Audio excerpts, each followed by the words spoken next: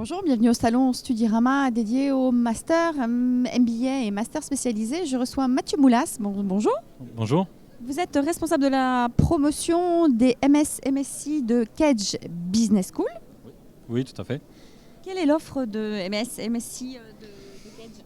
Alors sur Kedge, avec les deux campus à Bordeaux et Marseille, on a une offre de MSc avec une dizaine, MS-MSc avec une dizaine de programmes répartis sur les deux campus. Donc sur le campus bordelais, on va avoir une offre concernant les achats avec le MAI, la logistique avec l'ISLI.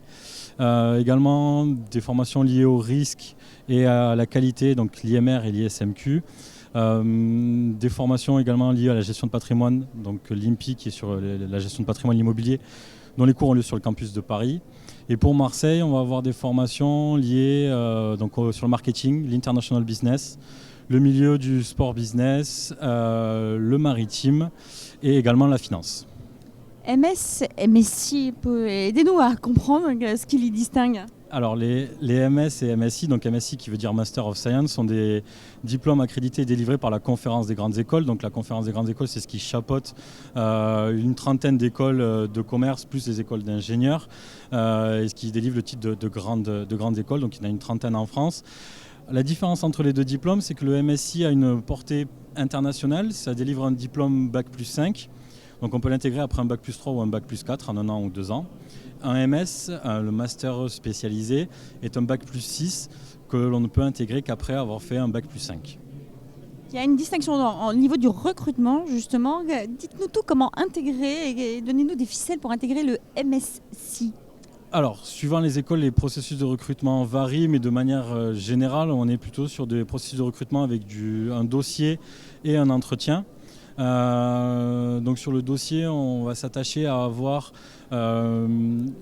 définir le projet professionnel du candidat et également son profil en termes d'employabilité. Ce sont des formations qui sont spécialisées dans un domaine d'activité ou un secteur d'activité assez précis. Donc il faut que l'étudiant ait vraiment un vrai projet lié au domaine de la formation. Le niveau Bac+3, c'est-à-dire bachelor, licence, français et internationaux? Oui, le MSI a la particularité de, comme je le disais, avoir une portée internationale, donc aussi avec pas mal de cours en anglais.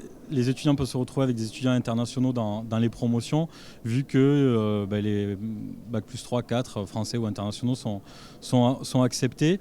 En termes de projet, pour en revenir, voilà, la philosophie principale du MSC, c'est qu'il faut que ce soit le projet qui définisse le MSC et pas le MSC qui définisse le projet. Cela étant, vous jugez quand même le niveau d'anglais et le niveau international de vos candidats. Comment faites-vous? Alors sur le niveau d'anglais, ça dépend des formations. Il y en a qui sont 100% en anglais, d'autres qui ne le sont pas, ce qui conditionne par exemple un score au TOEIC ou TOEFL dans la candidature. Donc ça, se renseigner sur les spécificités des formations. Et donc comment on évalue ce niveau? Avec des tests type TOEIC, TOEFL, IELTS ou autres. Et on a des tableaux d'équivalence suivant les différents tests d'anglais. Et au cours de l'entretien, vous jugez la compétence des candidats? Alors sur les formations 100% en anglais, l'entretien se fait 100% en anglais. Sur les formations qui ont une partie en anglais et une partie française, l'entretien se fait en français. Mais on pose effectivement des questions en anglais pour évaluer le niveau des candidats, vu qu'il n'y a pas ce prérequis de test dans la candidature. Mathieu Moulas, merci. Avec plaisir.